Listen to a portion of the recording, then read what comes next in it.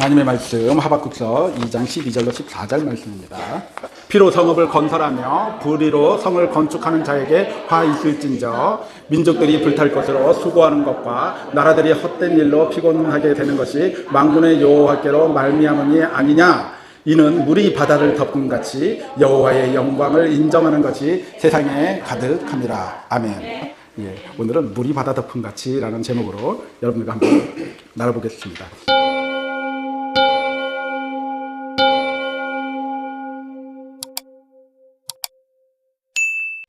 사도행전 17장에 보면 사도 바울이요, 그리스 아덴에 도착해서 당시 그 대표적 철학자들과 논쟁을 합니다. 그래도 바울이 가말리아 그 당시의 최고의 철학자에게 받은 이 수제자잖아요. 그러니까 논쟁을 해도 전혀 딸리지가 않죠. 얼마든지 논쟁이 가능한 바울의 모습을 볼 수가 있죠. 거기에 대표적인 이 철학이 오늘 여기에 적혀져 있는 대로 에피큐리언파가 있었고 스토이카파가 있었어요. 에피큐리언은 이 쾌락주의자들이에요. 이야, 인생은 쾌락주의야. 있을 때 우리 인생의 덕목을 여기는 행복으로 여겼어요. 이들은. 그래서 죽음은 모르는 것이니까 절대 두려워할 필요 없다. 그리고 살아있을 때 죽음은 존재하지 않는다. 야, 죽었을 때 우리의 존재는 존재하지 않기 때문에 죽음을 두려워하지 말라.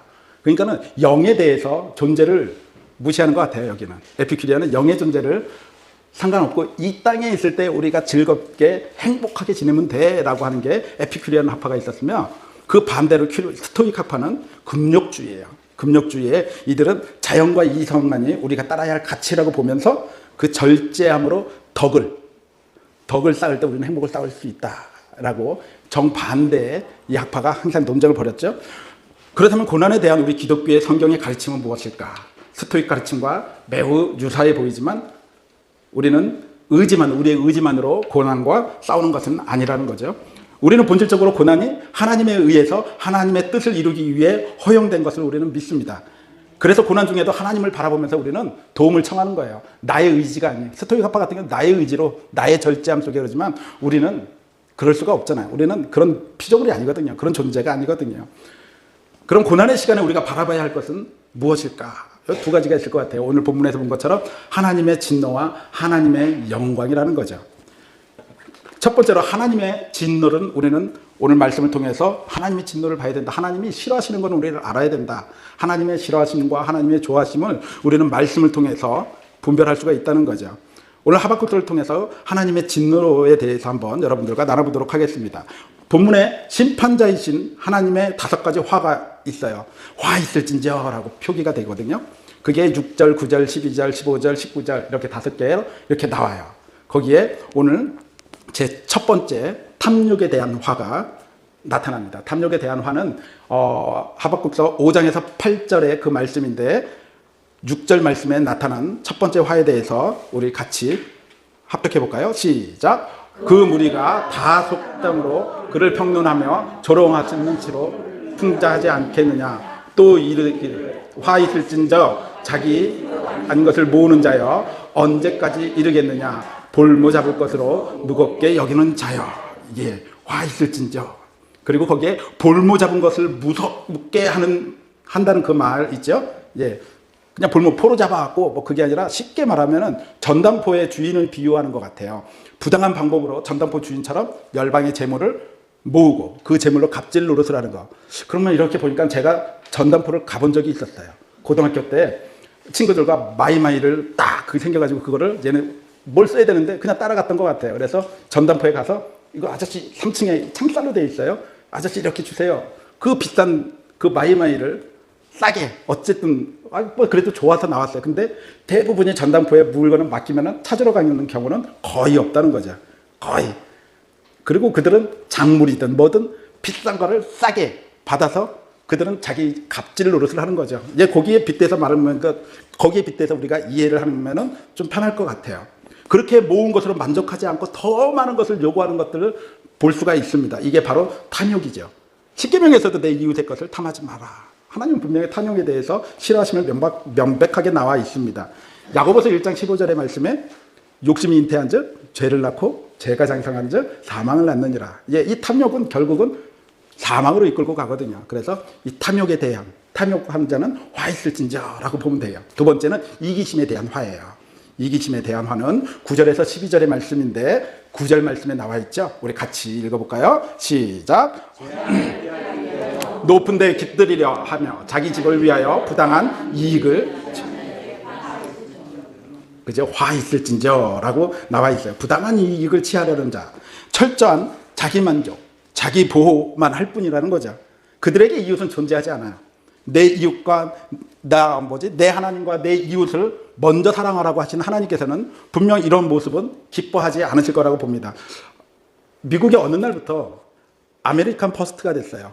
미국 우선주의. 그리고 모든 나라들이 점점 우리나라 우선주의가 되고 있어요. 제국주의처럼 우리가 먼저. 미국은 굉장히 우리한테 우방국이니까 사랑해야죠. 감사하죠. 진짜 6.25 때 그 젊은 청년들이 와서 여기 아무것도 모르는 데 와서 그 피값으로 우리가 자유를 얻었잖아요. 그랬을 때 그들은 분명히 하나님께서 선택하셔서 하나님께서 그들을 이용하셔서 우리나라를 이런 나라로 만들 수 있게끔 밑거름을 만들어준 건 분명히 미국과 유엔과 모든 나라들에 감사해야 되는데 점점 미국이 그렇게 자기 우선주의로 가는데 많은 기독교인들이 거기를 지지하고 있다는 거죠. 거기서는 조금 안타까운 것 같아요. 우리 기독교인들은 분명한 이 판단력이 있어야 될 것 같아요. 분별력이 있어야 될 것 같아요. 아무리 우리나라 좋았죠. 그렇지만 정확한 하나님의 그 마음으로, 주신 마음으로 분별을 할 줄 알아야 될 것 같아요. 미국 싫어하는 거 아니에요. 저 미국 좋아해요. 미국 가고 싶어요. 그리고 세 번째는 착취함에 대한 화입니다. 착취함은 하박국서 2장 12절로 14절의 말씀인데 12절에 나타난 세 번째 화에 대해서 살펴보겠습니다. 시작. 피로 성읍을 건설하며 불의로 성을 건축하는 자에게 화 있을진저. 화 있을진저. 남을 피 흘리게 함으로 자기의 세력권을 확장하고자 하는 거죠.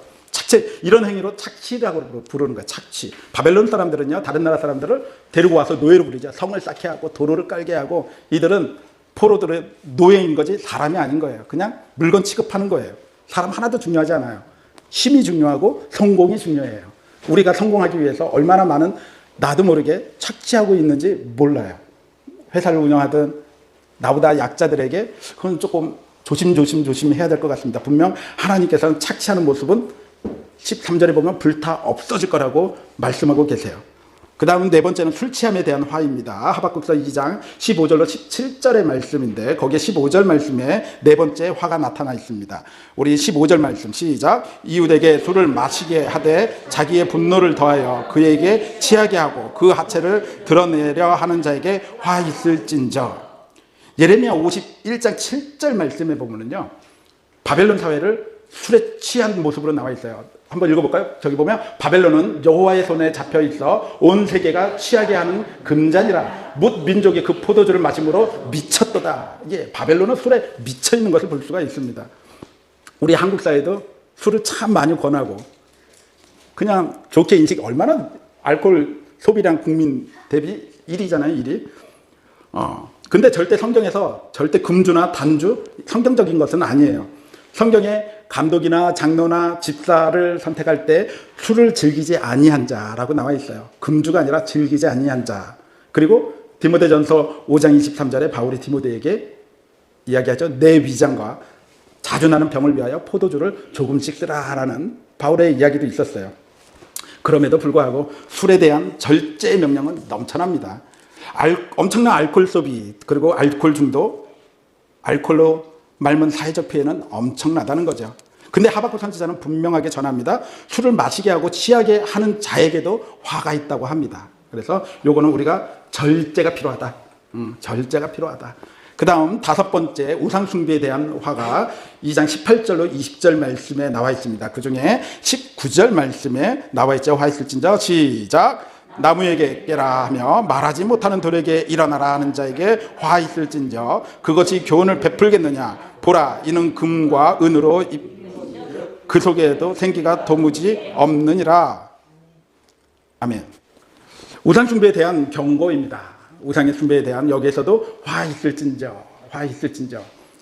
섬뜩합니다. 성경 전체를 통해서 우상 숭배에 대한, 죄에 대한 경고는 일관성 있게 계속 이야기하고 있는 것을 볼 수가 있습니다. 하나님이 아닌 피조물을 경배하는 것, 그게 우상 숭배의 본질이죠.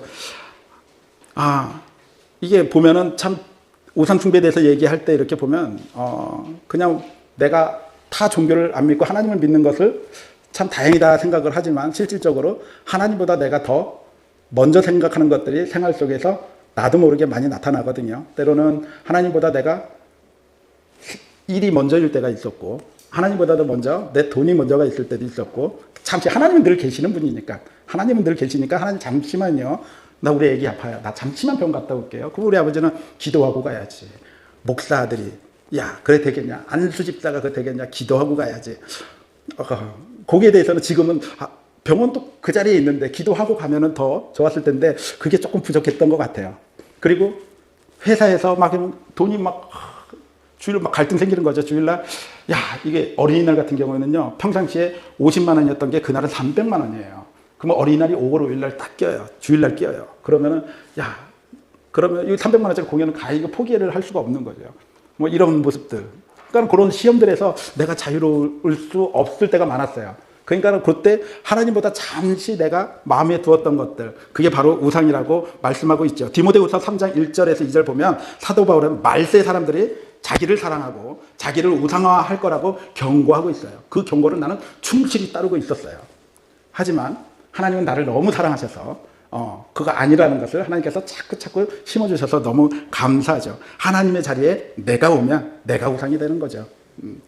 우리는 그럴 때마다 이 찬양의 고백이 나왔으면 좋겠어요. 여러분들 거기 밑에 이렇게 보이시죠? 그 찬양이 신앙 고백이 돼야 돼요. 내가 주인 삼은 모든 것 내려놓고 내 주 대신 주 앞에 나가 내가 사랑했던 것 모든 것 내려놓고 주님만 사랑해.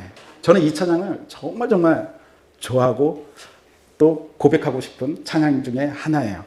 내가 주인 삼은 모든 것 내려놓고 내 주 대신 주 앞에 나가 내가 사랑했던 모든 것 내려놓고 주님만 사랑해. 이 고백이 매일매일 나와야 돼요. 이 고백이 하나님만 사랑하겠습니다. 내가 좋아했던 거 모든 거 내려놓고 주님만 사랑하겠습니다. 이런 고백이 여러분들 삶에서 계속 나왔으면 좋겠습니다. 네. 여러분과 저의 우상은 무엇일까? 좀 생각해보면 금방 나와요. 하박국 선지자는 그 2장은 바벨론의 대표적인 5가지 제약을 지금까지 말씀했습니다. 탐욕에 대해서, 그리고 이기심에 대해서, 그 다음에 착취함에 대해서, 술 취함에 대해서, 우상 숭배에 대해서 이 경고를 하고 있어요. 그렇지만 이 선지자의 말씀을 통해서 이런 죄성을 멀리하고 하나님의 임재를 사모하는 자들이 바라봐야 할 하나님의 영광을 증언한다는 거죠. 두 번째는 하나님의 영광을 봐야 한다는 겁니다. 하박국서 2장 14절 20절 말씀이에요. 14절과 20절에서 선지자는 우리가 바라볼 하나님의 영광을 증언하고 있습니다. 우리 14절 말씀 함께 합독하겠습니다. 시작. 영광을 인정하는 것이 세상에 가득함이라. 예, 아까 우리 찬양 속에서도 있었죠. 여기에 이 찬양이 참 많아요. 정말 여기에서 하나님의 영광이 이곳에 가득하기를 우리는 날마다 찬양으로 고백하는 것들을 우리가 많이 보았습니다. 그런데요, 14절 말씀은요, 13절 말씀과 대조적으로 기록하고 있어요. 13절은 세상적인 모든 것은 불탈 것이고 헛된 것이고 헛된 것이기 때문에 불에 탈 것이다 라고 이야기하고, 14절은 여호와의 영광이 이 땅에 가득할 것이다, 대조적으로 모습을 보여주고 있습니다. 지금 하박국 선지자는요, 이 파수꾼이 되어서 도시 높은 망루에 올라서 거기에서 기도하면서 2가지 대조적인 환상을 보는 것이 바로 13절과 14절의 모습이에요. 13절은 바벨론으로 대표되는 세상이 하나님의 심판으로 불타는 것이고, 두 번째는 14절에 물이 바다를 덮은 같이 하나님의 영광이 가득한 새로운 세상을 환상 중에 보게 되는 거죠. 이게 구약은 우리가 화면이라고 그러고 신약은 자막이라는 표현을 많이 하잖아요. 이 환상을 본 것을 사도 요한이 요한계시록에 그대로 같이 봐요. 그 13절에 그 멸망하는 세상이 불타는 모습을 요한계시록 18장 15절에 17절 말씀에 그 환상을 동일하게 사도 요한에게도 보여줘요.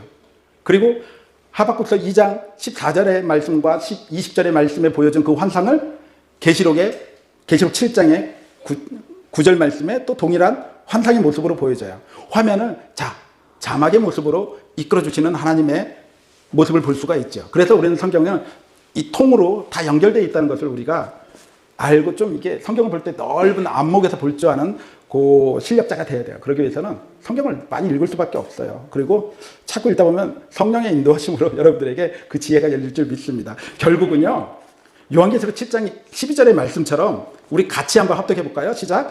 이르되 아멘. 찬송과 영광과 지혜와 감사와 존귀와 권능과 힘이 우리 하나님에게 세세토록 있을지어다. 아멘. 이게 나와야 된다는 거예요. 결국은 우리한테 이게 나오는 거예요. 이러한 마지막 승리의 영광을 보는 자들, 예배의 영광을 보는 자들, 오늘의 어떤 환난도 이길 것입니다. 승리할 것입니다. 물이 바다를 덮은 같이 하나님의 영광이 가득한 세상, 그 새 하늘과 그 새 땅을 보며 오늘을 견디며 믿음으로 사시길 바랍니다.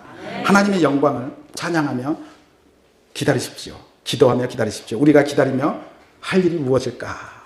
묵상하시면 그게 나와요. 세상 모든 육체가 주의 영광 보도록 우리를 부르시는 하나님, 주의 손과 발되어 세상을 치유하며 주님 섬기게 하소서. 예, 이런 찬양의 고백이 나올 줄 믿습니다. 아멘.